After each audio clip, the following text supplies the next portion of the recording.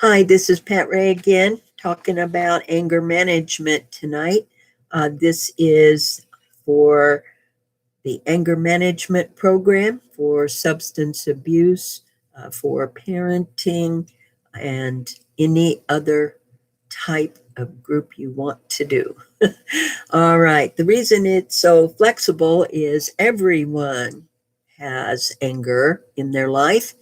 And today we're talking about stress and anger. So please get a piece of paper, print your first and last name on it. I need today's date. I also need type of group, which is anger management. And the topic today is stress and anger. To get full credit, you will have to answer the questions in this video.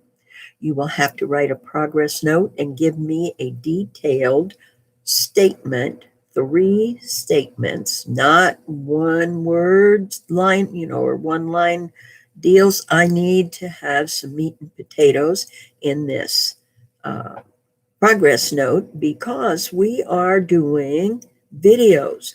In the group session, I would be getting your feedback and giving you some feedback, and I want that to happen.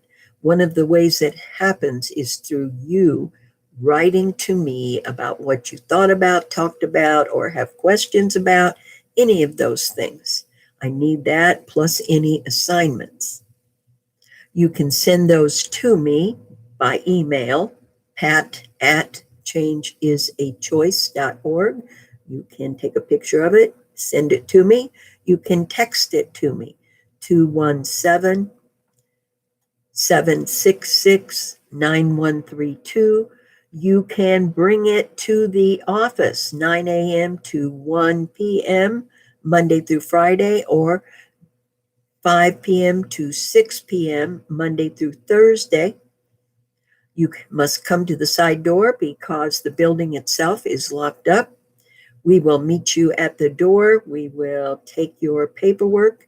You can also bring payment if you are paying cash at that time, and we will write you a receipt. For those who are able to pay by debit or credit, please call us 217-954-1128 or 217-766-9132. You can also, if you have questions, you can email, you can Facebook. I must say that I am not that great at remembering to check the messages on my Facebook. Okay. All right. So, hope you've got that piece of paper because right now I want you to write down fight or flight. Fight or flight. Now, when you get done with this video today, you will go to Google or Bing or whatever, and you're going to type in fight or flight. And then you are going to give me not a one sentence definition, but you're going to give me a definition of fight or flight. And after that, you are going to tell me about an experience that you had yourself in this situation. Time that you had a situation. Tell me about it. Okay. All right. So now, want to talk about the connection between stress and anger. So I might add that there's different types of stress. There's the stress that we know, like stuff that's going on right now, lack of money, interpersonal relationship disagreements, kids are home under our feet. Maybe we can't get what we need as far as supplies go. Just lots of things happening right now. And you may have already had stress prior to that. So that's a negative stressor. Those are negative examples. Positive examples of stress are going on vacation. are getting a lot of money. Yeah, stress. Think about why these good things would also cause stress. Okay, goes back to the fight or flight that we mentioned. And I want you to connect to that when you read that definition. So, positive stress, negative stress, it all is stress and it all affects your mind and your body. Causes our body and mind to overwork, and it leaves us feeling depressed sometimes, short tempered, irritable, sarcastic. So, stress just drains our mind and body, our resources. So, we don't have as much energy and motivation to cope and deal with things effectively. So, we lash out, we say stuff we regret, all kinds of things. So, all right. Now, if you can remember back to the last time you felt stress, or maybe it's going on right now, what was going on in your life? You remember that? What was going on in your life? And now that I have you thinking on that, write down how you felt physically. Did your body feel light? Did your body feel heavy? Did you have aches, pains, muscle aches? Sometimes people talk about getting a knot in their neck or their shoulder. Those are stress. Those are stress things that happen in our body. Some people feel real anxious and shaky. Some people can't sleep. Some people can't stop the worry and the racing thoughts in their mind all the time. So, how did you feel? How were you feeling physically? How were you feeling emotionally? What was going on? Did you feel sad, mad, glad? What were some of the emotions you were experiencing besides feeling stressed? So I want you to write that down on your paper. What were you feeling physically, emotionally, mentally? What were some of the thoughts that were going through your head? List anything that comes to mind. For example, oh my God, I don't think I'm going to get through this. Oh, I don't know how I'm going to pay my rent. These kids are driving me nuts. I can't stand this. If he doesn't shut his mouth, I think I'm going to lose my mind. If she nags at me one more time, I don't know what I'm going to do.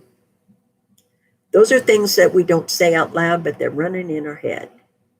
So when we have that conversation in our head, which, by the way, if you remember, we have a conversation in our head 24 hours a day, every single day. So when we are having that conversation in our head, we are causing our body to react to it. Yeah, mind and body are connected. So how was your body feeling the last time? And what were you thinking? What did you believe about that situation? Oh my God, I don't have a paycheck. If I don't have a paycheck, I can't pay my bills. If I can't pay my bills, I won't have anywhere to live. I must have income. I must have a job. I must have the money. Your belief is you gotta have the money, right? It takes money to make the world go round, our world. That may be the belief. I'm not saying beliefs are right or wrong. I'm not saying they are true or false. I'm saying beliefs are real to us. And those beliefs drive the way we think. And the way we think drives the way we feel, both physically and mentally. Okay? And that then causes us to react or behave in a certain way. And every action and behavior has a consequence, good or bad. we also have many other times when we have been through this and we've been successful in handling it. So I want you to think on those times. What did you do different? How did you get through that? Again, our behavior is our responsibility 100%. Life is going to throw zingers at us all the time. You get up and you think, oh, today's going to be a good day. I'm feeling pretty good. I'm on my way to work. And my tire goes flat. Oops. Life throws things at us. Many or most, a lot, or they just happen. They're out of our control. What can we control? Ourselves. We control ourselves. We control our attitude and our reaction to it. Those are our responsibilities. Okay. All right. Now, I want you to, when you think back to that situation, that stressful time, what you were thinking, what you were feeling, what did you do? What did you do in that time? And how did what you did affect yourselves and others? Because again, what I do affects others in my life. You may say, no, I'm only hurting myself. No. When you throw a stone in the pond, remember that? What do you see? Ripples out and goes through the whole pond. You may not see it. You may see it like immediate here, but it actually ripples out through the whole pond. One little stone. And that's the way we are. What we do and say ripples out to those around us and farther. We may not even know. Well, in most cases, we don't know how it affects others. Okay. Now, if you were able to feel better that last time, if you were able to manage your stress and do something with it, what did you do? All right. What helped you to feel better that was not illegal or alcohol, drug related? Okay. All right. So it's important that we recognize the connection between stress and anger. We all respond differently to stress. However, some of us do get angry. So learning how to identify the beliefs, thoughts, and feelings that lead to anger, and then when we feel it coming, when we hear the thoughts in our head, we use our stop and think. Stop. What is going on? What am I feeling? What am I thinking? How could those lead me to trouble? Think ahead to the consequence. Slow it down by 1, be quiet. 2, get some space. 3, calm down. Okay, so identifying your stress, it's your responsibility and mine. If we are stressed out, look at that. Where's it coming from? What can we do differently? How can we take better care of ourselves? Do we need somebody to talk to? Do we need to write it down? Do we need to go jump rope? What do we need to do to cope with it? Stress comes every day, good and bad. We need it.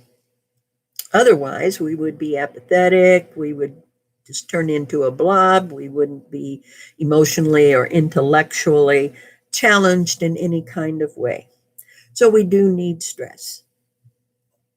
An abundance of stress we do not need. Therefore, it's our job to take care of ourselves because it's a ripple effect. When we don't take care of ourselves and we are irritable, grouchy, and lashing out, it affects others. So do something today to deal with your stress. Maybe it's just sitting on the porch enjoying the spring weather. Maybe it's reading a magazine or watching a movie. Maybe it's taking a walk. Maybe it's playing with your pets. Maybe it's writing things down. Maybe it's drawing pictures. Whatever it is, we do something every single day, even if it's just 15 minutes, to manage stress, which then helps us to manage anger. Okay, guys, I need your progress notes. I need the assignments that I gave you. I need the questions answered that I asked. You can send all of those to me, and I hope you are safe and well. Talk to you soon.